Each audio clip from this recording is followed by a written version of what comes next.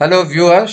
YouTube channel Lex Consilium foundation में आपका स्वागत है। यहाँ पर हमारी प्लेलिस्ट इनसे मिलिए। मैं ग्रुप कैप्टन अशोक चोरदिया से बात हो रही है। 1988 में आपको एक खास मौका मिला। ये एक ऑपरेशन था जिसमें कि दुश्मन था, लेकिन दुश्मन की कोई जानकारी नहीं थी। कितना दुश्मन है और कहाँ पर है उस जगह का नक्शा तक नहीं था। और ये ऑपरेशन हुआ मालदीव्स में, वहां के राष्ट्रपति को बचाने के लिए। 3 नवंबर 1988 को आप कहाँ थे उस दिन जब ये सब वाकया हुआ, और आप इसमें कैसे जुड़े? मैं उस समय आगरा में पैराट्रूपर्स ट्रेनिंग स्कूल में पोस्टेड था जी। और मेरी duties as a parachute jump instructor दो होती हैं। आई मीन होती थी उन दिनों। एक तो जब कभी भी पैराट्रूपिंग हो तो पैराट्रूपर्स को तैयार करना, उनकी हौसला अफजाई करना और उनको मदद करना जंप करने में, चाहे वो ट्रेनिंग हो या मिलिट्री ऑपरेशंस हो। हवाई जहाज से बैठकर उनको मदद करना जंप करने में, ये तो पहला जॉब होता है। दूसरा होता है, अगर ट्रेनिंग चल रही है या जमीन पर पॉसिबल है तो वहां बैठकर हवाई जहाज को गाइड करना, ताकि ट्रूप्स जो हैं वो डेजिग्नेटेड एरिया में, जहां पर हम चाहते हैं वहां पर सेफली लैंड कर जाएं। तो जब ये ऑपरेशन कंसीव किया गया और जब चले थे हम लोग आगरा से, तो प्लान काफी फ्लूइड था। कोई बात पक्की नहीं थी कि रनवे सेफ होगा या नहीं होगा। तो प्लान कुछ इस प्रकार था कि अगर सेफ होगा तो हवाई जहाज लैंड करेगा और ट्रूप्स उससे उतर जाएंगे और मिशन के लिए आगे बढ़ेंगे। और जो अगर सेफ नहीं रहा और संभव हुआ तो हम पैराट्रूपर्स को ड्रॉप करेंगे फ्रॉम द एयर इटसेल्फ। जी। तो मेरा जॉब ये था कि उन लोगों को हवाई जहाज से जंप करने में मदद करना। लेकिन जब ये पता चला कि सेफ है और लैंड करने की स्थिति आई, तब एक और बात सोची गई कि अगर जो लड़ाई छिड़ गई और ट्रूप्स जो लैंड कर जाते हैं वो लोग लड़ाई में इन्वॉल्व हो गए, और बाद में अगर पैराट्रूपिंग की जरूरत हुई, कोई ऐसा व्यक्ति जमीन पर हो जो गाइड कर सके बाद में आने वाले हवाई जहाजों को, जी। तो मैं उन्हीं ट्रूप्स के साथ में बिना किसी हथियार वगैरह के उतर गया था और रात मैंने उन्हीं ट्रूप्स के साथ में बिताई थी वहां पर। तो और ये अब इसको, ये जो आज आपने अभी 3 नवंबर का किस्सा बताया, इसी को हम थोड़ा और इलोंगेट करके बारीकी से देखेंगे। तो पहली चीज तो ये कि वहाँ उस वक्त आपको कितना वक्त हो गया था as a para jump instructor? मैंने पैराट्रूपर्स ट्रेनिंग स्कूल ज्वाइन किया था 1981 में, 1981 दिसंबर में।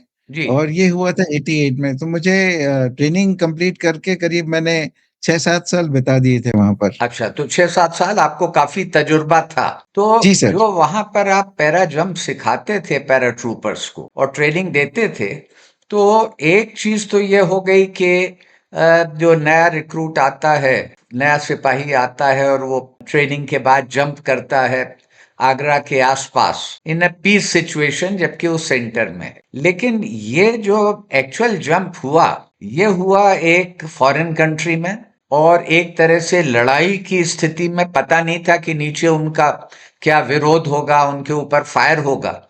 तो क्या इस तरह की ट्रेनिंग भी आप पहले दे चुके थे इन हालात में जंप करने की? सर अगर देखा जाए जी। तो jump jump is a jump is a jump. जी। हवाई जहाज से आप एक बार जंप करते हैं, I mean it is just an activity कि आप जी। हवाई जहाज से जंप करते हैं और लैंड करते हैं। जी।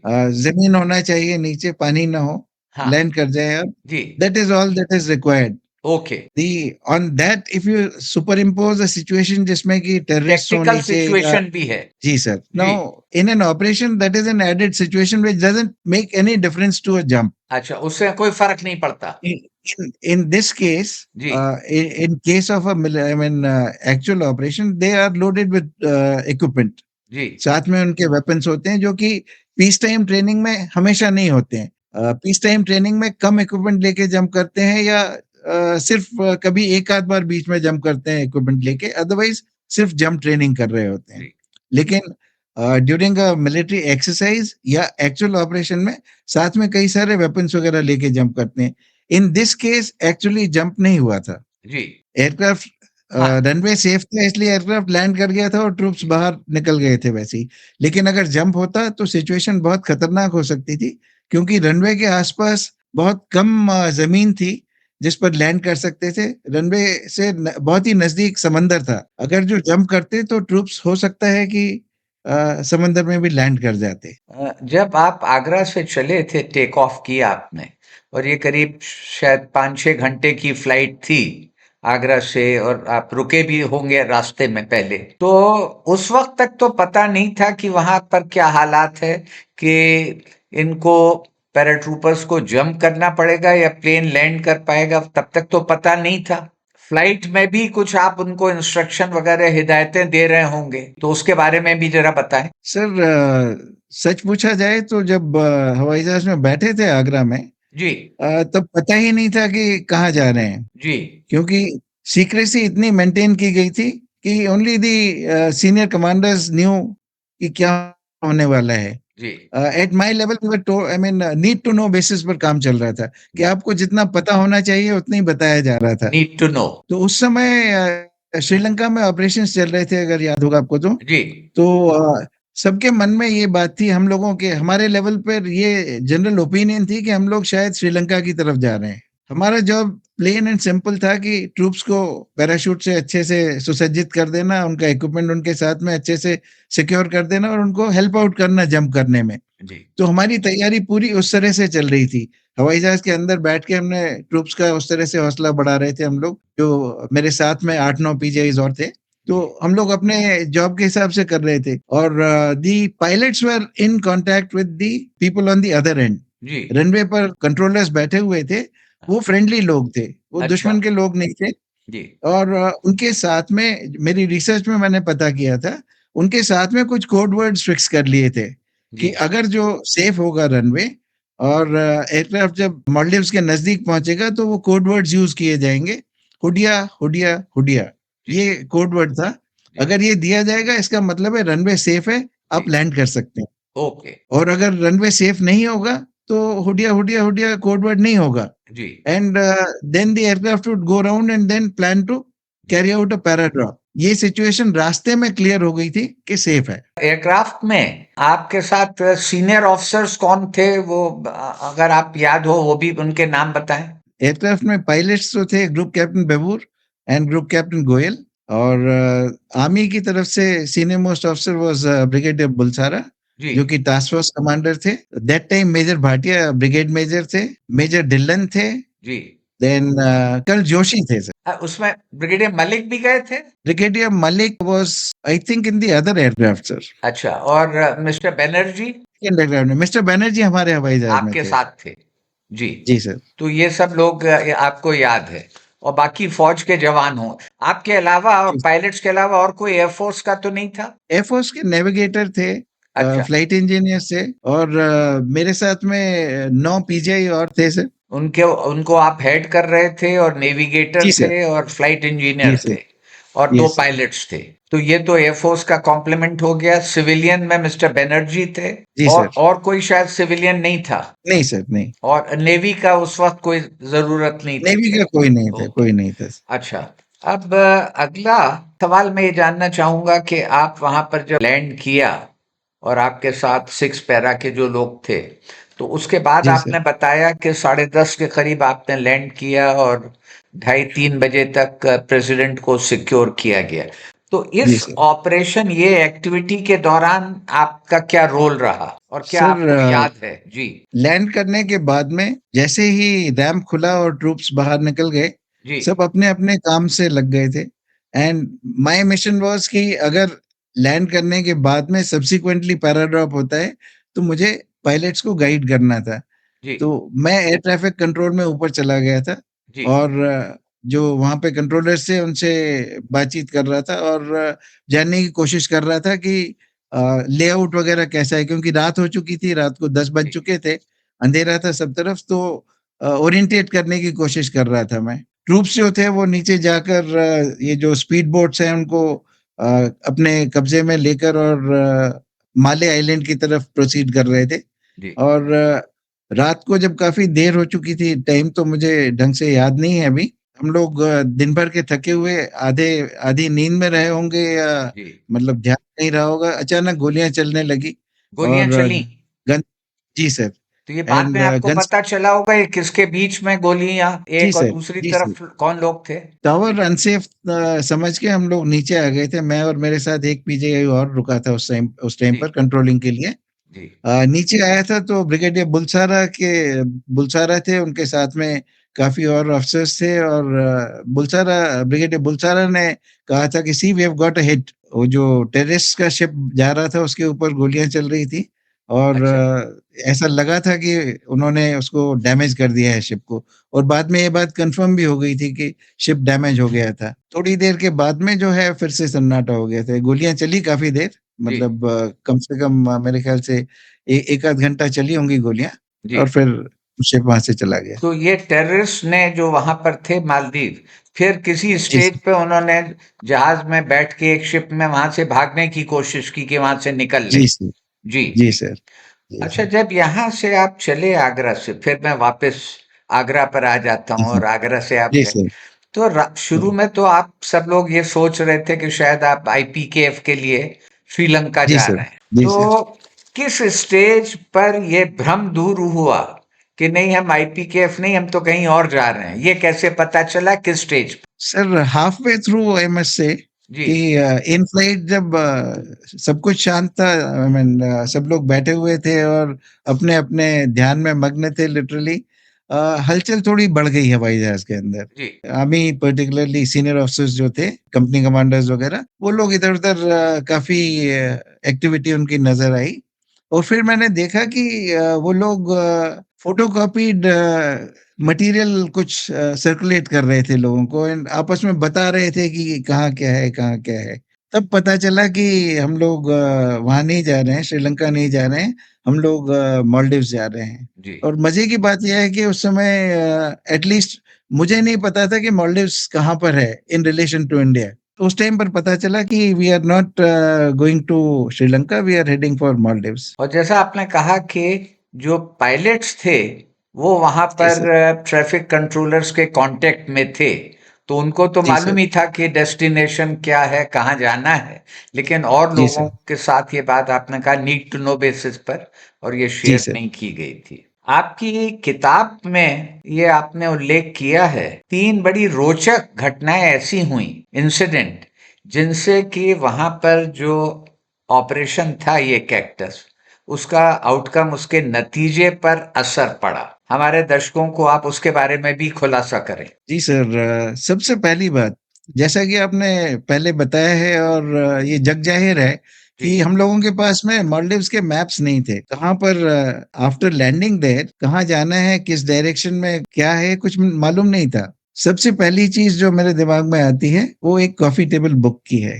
1988 से एक दो साल पहले कभी मालदीव्स के कोई मिनिस्टर हिंदुस्तान आए थे, और वो अंडमान निकोबार आइलैंड्स विजिट कर रहे थे। आई थिंक टूरिज्म मिनिस्टर थे। और उस समय वहां पर जो लेफ्टिनेंट गवर्नर थे वो जनरल ओबेरॉय थे। टीएस ओबरॉय। वो खुद भी एक पैराट्रूपर थे। और जैसा कि होता है नॉर्मली, उन्होंने आपस में गिफ्ट्स वगैरह एक्सचेंज की थी, तो उसमें एक कॉफी टेबल बुक थी जी अबाउट मालदीव्स। जी। एंड उसमें सारे डिटेल्स है। मैं नॉर्मली कॉफी टेबल बुक में शहर के बारे में, कंट्री के बारे में काफी इंफॉर्मेशन होती है। जानकारी तो रहती है। वो उन्होंने coffee table book general Oberoi को दी थी। जनरल ओबेरॉय ने वो बुक जो है कॉफी टेबल बुक अपने बेटे को पास ऑन कर दी थी। जी वो थे major Harkirat Singh, AMA officer थे पैरा के। और ये कॉफी टेबल बुक उनके पास अवेलेबल थी आगरा में जिस दिन ये ऑपरेशन हो रहा था। तो इसके पेजेस को फोटोकॉपी कर करके और यूज किया गया था टू शेयर वो उस इंफॉर्मेशन। वक्त बहुत फायदेमंद रहा उस किताब का जी होना। सर। दूसरा इम्पोर्टेंट आई मीन एक इंसिडेंट जो इसमें इसको इन्फ्लुएंस कर पाया है, वो था presence of the Indian high commissioner in Delhi that day. Arun Banerjee. Indian high commissioner normally he should have been in the Maldives, जी लेकिन चूंकि प्रेसिडेंट आने वाले थे India, president of Maldives was about to visit India, he had come before him to brief the Indian government and the diplomatic core जी about the discussions that could take place. तो वो यहाँ थे, और जब उनकी विजिट कैंसिल हो गई, प्रेसिडेंट की विजिट कैंसिल हो गई, तो mister Banerjee, the Indian high commissioner, उन्होंने सोचा कि 2-4 दिन की छुट्टी ले लेता हूँ और फिर वापस चला जाऊंगा। तो वो यहीं पर थे, जब ये मीटिंग हुई वहां पर प्राइम मिनिस्टर के साथ में, तो वो वहां मौजूद थे और उस मीटिंग के दौरान जो भी डिस्कशंस वगैरह हुए, और जब वहां से ग्रुप कैप्टन गोयल और जनरल मलिक, उस टाइम पर ब्रिगेडियर मलिक, जी उन दोनों को कहा गया कि आप इमीडिएटली आगरा जाइए और ब्रीफ दी पैरा ब्रिगेड कमांडर वगैरह को ब्रीफ करिए अबाउट दिस ऑपरेशन। जी तो जब जाने लगे तो ब्रिगेडियर मलिक के दिमाग में एक बात आई कि हम लोग तो इतना ज्यादा मालदीव्स के बारे में जानते नहीं हैं, इंडियन हाई कमिश्नर अगर हमारे साथ चलेंगे तो ब्रिगेडियर बुलसारा को ज्यादा जानकारी दे सकेंगे। जी तो उन्होंने रिक्वेस्ट किया, तो पहले तो वो थोड़ा उन्होंने ना किया, लेकिन बाद में जब थोड़ा प्रेशर आया from the external affairs ministry और मिलिट्री की तरफ से भी थोड़ा सा अर्ज किया गया उनको कि नहीं आप जाइए, तब ही went along these with these two officers to Agra. वहां पर जब मीटिंग्स चल रही थी, ब्रीफिंग्स चल रही थी, तो मेरी रिसर्च में मैंने पाया कि वहां पर किसी गलत मैप को लेकर डिस्कशंस चल रहा था ब्रीफिंग हॉल में। जी तो इंडियन हाई कमिश्नर वहां बैठे थे, वो एकदम ही लिटरली जंप्ड अप जी कि अरे आप ये तो गलत आइलैंड पे लैंड करने की तैयारी कर रहे हैं, आपको माले जाना है, आप तो गान आइलैंड पे लैंड करने की तैयारी कर रहे हैं। तब जो है ब्रिगेडियर बुलसारा के कान खड़े हुए और एक बल्ब जला उनके दिमाग में। हाँ उन्होंने सोचा कि अगर ये व्यक्ति हमारे साथ आ जाए ऑपरेशन में तो ये तो चलता फिरता एनसाइक्लोपीडिया है। तो उन्होंने उनको रिक्वेस्ट किया कि आप हमारे साथ हवाई जहाज में आ जाइए, जी वी डोंट हैव मैप्स जी and you know everything about Maldives, तो आप आ जाइए। जी तो फिर again it became an issue, क्योंकि वो मिलिट्री रिलक्टेंट थे ऑपरेशन सिविलियंस को आप नहीं ले हाँ जा सकते हैं ऐसे सीधे। हाँ फिर काफी काफी तो नहीं बट यस कुछ डिस्कशंस हुए होंगे, एंड उनको फिर कहा गया और वो आए साथ में, जी एंड उनका वहां पे हवाई जहाज में होना और हमारे साथ में होना बहुत ये सुखदायी था। वॉज टू द एडवांटेज ये सर बहुत बड़ा एडवांटेज था ये हमारे जी लिए। जी तीसरी बात सर, ये बात है 1988 की, नवंबर 1988 की। 200 साल पहले 1788 में जो इंग्लैंड से जो क्रिमिनल्स से कन्विक्ट्स थे, उनका पहली खेप, पहला शिप ऑस्ट्रेलिया गया था 1788 में, 200 साल पहले। 26 जनवरी वाज द डेट जिस दिन वो लोग वहां पहुंचे थे। जी that day is celebrated as Australia day in Australia. In Australia बहुत बड़ा दिन, उस दिन को बड़े महत्व के साथ में सेलिब्रेट करते हैं। जी और जैसा मैंने बताया कि 1788 में पहला शिप गया था, 1988 में 200 साल हो गए थे इस बात जी को। तो ये सेलिब्रेशन बहुत बड़ा हुआ है वहां पे ऑस्ट्रेलिया में, और पूरे साल भर चला ये सेलिब्रेशन। इस सेलिब्रेशन में उन्होंने फ्रेंडली नेवीज को बुलाया था, उसमें इंडियन नेवी भी एक थी, INS Godavari Indian navy ship था जो जी उसमें पार्टिसिपेट कर रहा था। जब ये लौट रहा था उस टाइम पर ये ऑपरेशन कैक्टस लॉन्च किया गया था। ओके जब वो श्रीलंका के पास में था, वो लोग जाने वाले थे दिल्ली, सॉरी, मुंबई की तरफ, जी लेकिन रास्ते में उनको डाइवर्ट कर दिया,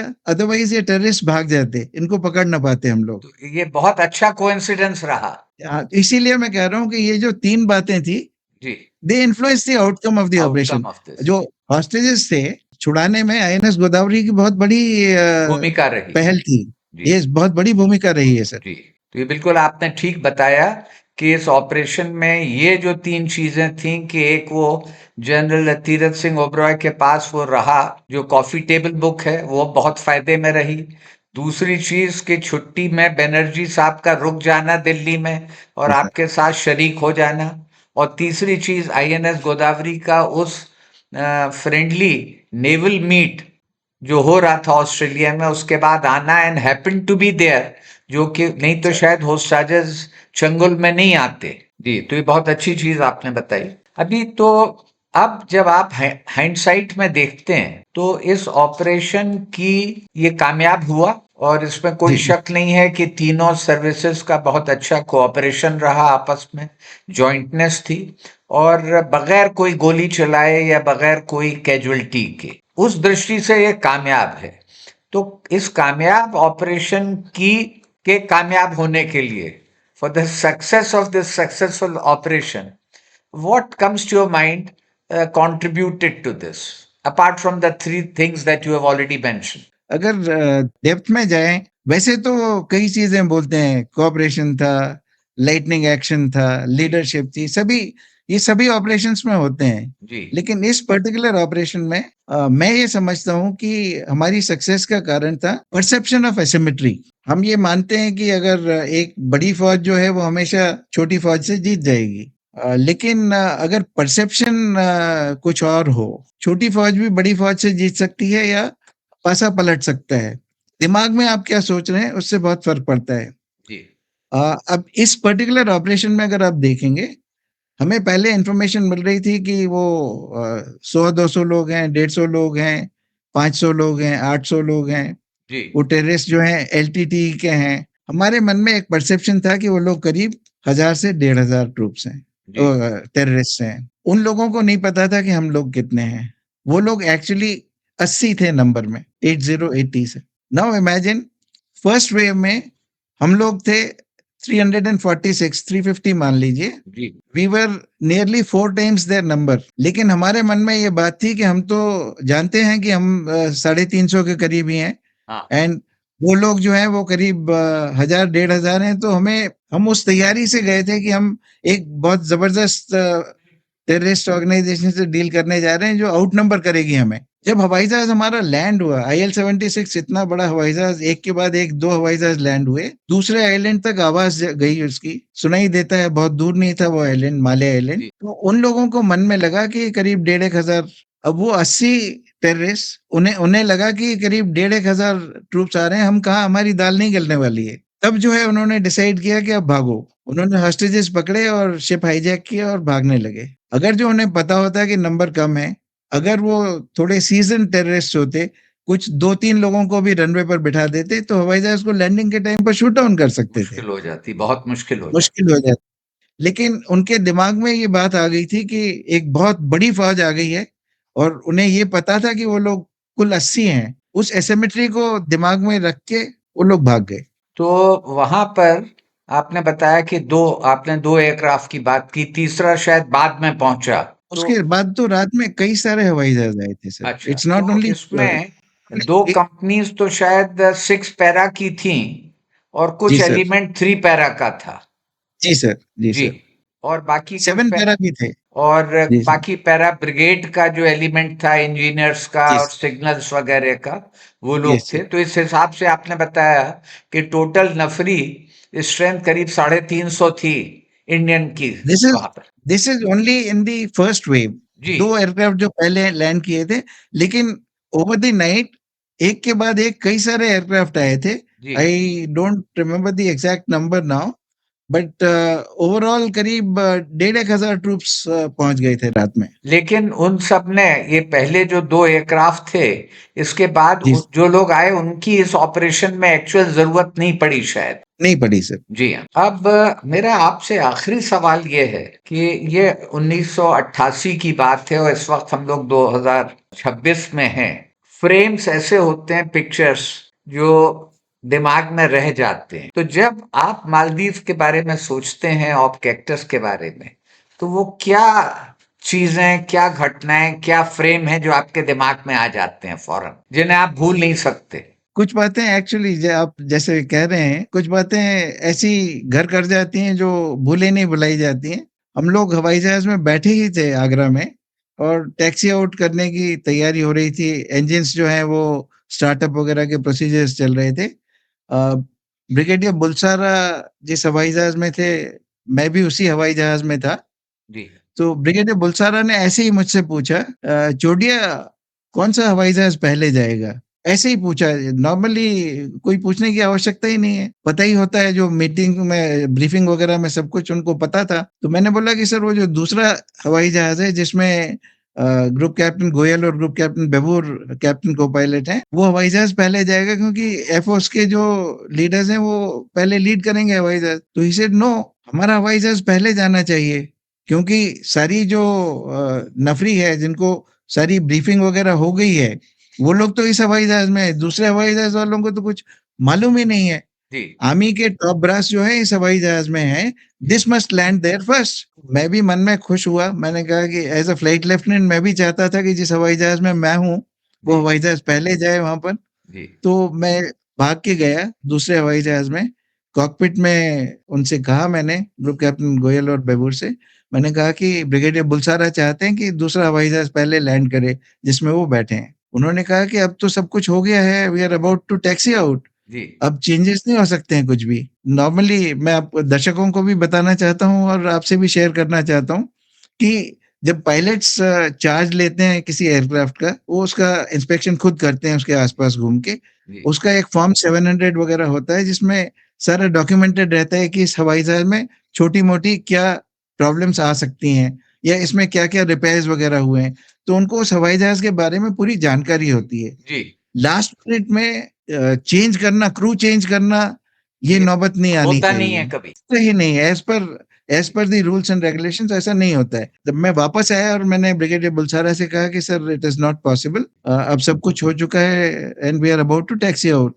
ही said no, if this aircraft doesn't land there, this mission will go for a 6, ये जी फेल हो जाएगा mission, because people in the other aircraft don't know anything, जी वो डिसीजन नहीं ले पाएंगे कुछ भी। At that point major Bhatia, जी ब्रिगेड मेजर, उनको मेरे साथ फिर से भेजा उन्होंने।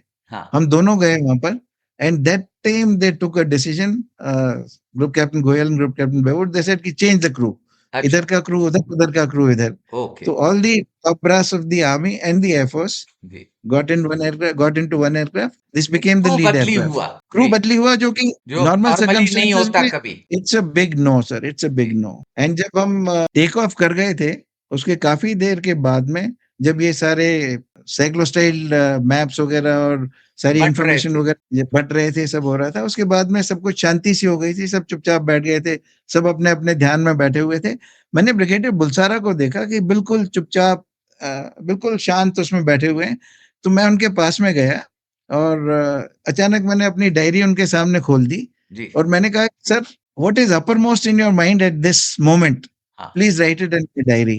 So he wrote in my diary, by 1000 hours tomorrow, we'll rescue the president and secure the airstrip. बहुत It's अच्छा like a commander. उन्होंने कहा कि by 1000 hours will he rescue was the president. firm about what is the objective and was Yes, sir. also confident that it will be achieved So he wrote it in my diary, ji and वो that's my है आपके valuable पास diary possession. अभी sir वो उसकी photocopies है मेरे पास, मैंने कहीं पे आर्टिकल छपने के लिए दिया था, जी तब वो उन्होंने पब्लिशर्स वगैरह ने उसको घुमा दिया, बट बट मेरे आपकी पास उसकी फोटो कॉपी फोटोकॉपी। है तो ये तो आपने बताया एक फ्रेम है आपके दिमाग में, ये इस इवेंट का इसके अलावा जी और सर, जी सर, लैंड करने के बाद में जी जब रात में गोलियां चली, हम इधर उधर भागते रहे, हथियार लेके नहीं उतरे थे, मैं और मेरे साथ में जो दूसरा पीजीआई था, हम लोग वेपन्स नहीं थे हमारे पास, और जब गोलियां चल रही थी समझ में नहीं आ रहा था कौन किधर से चला रहा है। फाइनली जब सब कुछ शांत हो गया, वो शिप चला गया डैमेज होके, और अगले दिन सब कुछ सन्नाटा सा हो गया था, तो एक स्पीड बोट में बैठकर मैं माले आइलैंड गया और वहां पर मैंने देखा बार-बार बोट्स जा रही थी और हमारे ट्रूप्स भी आ रहे थे, जा रहे थे, तो मैं भी चला गया वहां पर। वहां जाकर मैंने वो बिल्डिंग देखी, नेशनल सिक्योरिटी सर्विस की जो हेडक्वार्टर्स थी वहां पर। गोलियां खूब चली थी और दीवारों पे गोलियों के निशान थे। वहां जाकर मेजर मोहम्मद जहीर, उनके one of the senior most officers was there, he was leading the troops against the terrorist, जी द मालदीवियन। तो मैंने उनसे कहा कि I want to meet your president, तो वो एकदम हक्के-बक्के हो गए कि ये एक यंग फ्लाइट लेफ्टिनेंट जी saying that he wants to meet the president. तो उसने मुझे ऊपर से नीचे तक देखा एंड देन ही सेड कि surely I would have taken you to my president, but वो काफी समय से सोए नहीं है, अभी रेस्ट कर रहे हैं, इफ यू डोंट माइंड थोड़ा बाद में आपको मिला दूंगा। I said my job is done, मैं यहाँ से कभी भी नेक्स्ट हवाई जहाज में यहाँ से चला जाऊंगा। I just wanted to meet him and say hello, in case I can't meet him, why don't you write something in my diary. Then he wrote in my diary, we are thankful to the Indian armed forces for the assistance given वगैरह, जी बहुत अच्छा सा एक note लिखा। जी और साथ में उन्होंने मुझे अपना एक कैप बैज और एक formation sign as a souvenir दिया था। These memories have remained with me. तो आप वहां कितने दिन रुके थे एग्जैक्टली 24 आवर्स सर। तो फिर जी, one of the returning aircraft में आप वापस आ गए आगरा यस सर, मेरा job was done, I had job nothing to do after that. और आपका साथ जो आपकी टीम गई थी वो लोग भी वापस आ गए होंगे सर मेरे साथ जो लोग गए थे, जी मेरे साथ 9 लोग और थे, हम्म, तो 8 लोग तो उसी हवाई जहाज में ट्रूप से उतरे तो वापस चले गए थे। अच्छा और एक मेरे साथ में मेरा एसएनसीओ, मेरा एक warrant officer, he stayed with me to assist me in controlling in case that was required. क्योंकि पैरा जंप इंस्ट्रक्टर की तो जरूरत पड़ी ही नहीं थी। एक और इंटरेस्टिंग चीज हुई थी, जी। मैं तो उतर गया था वहां पर, और मजे की बात यह है कि उस दिन मॉर्निंग में I was supposed to be going to NDA for a sky diving demonstration. मेरा पूरा किट, सूटकेस वगैरह, एयर क्रू बैग जिसको हम बोलते हैं, वो सब तैयार था। मेरा जंप किट वगैरह तैयार था, ओवरऑल हेलमेट सभी कुछ। और हम लोग पैराट्रूपर्स ट्रेनिंग स्कूल के टारमैक पर वेट कर रहे थे कि हवाई जहाज हमें खड़कवासला ले जाएगा, पुणे ले जाएगा जंप के लिए। और ये जब सब प्लान चेंज हुआ और मुझे लास्ट मिनट कहा गया कि आप पुणे नहीं जा रहे हैं, you going somewhere else, this is the aircraft, get into this. तो मैं उसमें चला गया था। तो मेरा वो जो सूटकेस था वो रख लिया था हवाई जहाज में, जो मालदीव्स हवाई जहाज जा रहा था उसमें रख लिया था हमने, IL-76 में। वहां जब रात में पता चला कि we are going for something different, it's not going to be a stay, normal stay, तो जो 8 लोग वापस आ रहे थे उनके साथ में मैंने अपना सूटकेस वापस भेज दिया था। वो एयरक्रू बैग रात में कभी वहां पहुंचा, और अर्ली मॉर्निंग जो है 2 एसेंसियोज उसको लेके मेरे घर गए, and they gave it to my wife कि ये चोटिया सर का सूटकेस है, आप रख लीजिए। तो उन्होंने बोला वो तो ठीक है, बट चोटिया साहब किधर है? हाँ। तो दे सेड, सर हमें नहीं पता उनके बारे में। जी। तो जैसे फिल्मों में होता है जी। कि कोई शहीद हो गया और उसका सामान घर आ गया, तो शी वाज इन टीयर्स। फिर बाद में लोगों ने बताया कि सब कुछ ठीक है। तो जी बहुत सर। बहुत शुक्रिया अशोक जी। और आपका इस वीडियो में जो आपने जानकारी दी, और उससे न केवल भारतीय फौज, फौज से मतलब यहाँ पर इंक्लूडिंग एयरफोर्स एंड नेवी, सब फौजी हैं, तो उनका रोल, उनकी जॉइंटनेस, और उस एक बहुत ही कम, without actually with no notice में ये जो ऑपरेशन हुआ, और उसमें जब आप लोगों ने जैसा बताया कि आप देख रहे थे कि बलसारा साहब बिल्कुल कूल एंड कलेक्टेड बैठे हैं, और आपने जाके उनको एक तरह से प्रोब किया, और वही चीज कंफर्म हुई कि उन्होंने, उनका दिमाग क्लियर था कि क्या ऑब्जेक्टिव है, और कॉन्फिडेंस था कि वो हासिल होगा। और आप गए और गयूम साहब से मिलने की कोशिश की और ये सब, तो ये बहुत ही दिलचस्प बातें हैं। इसके लिए बहुत बहुत शुक्रिया। Thank you. Thank you sir.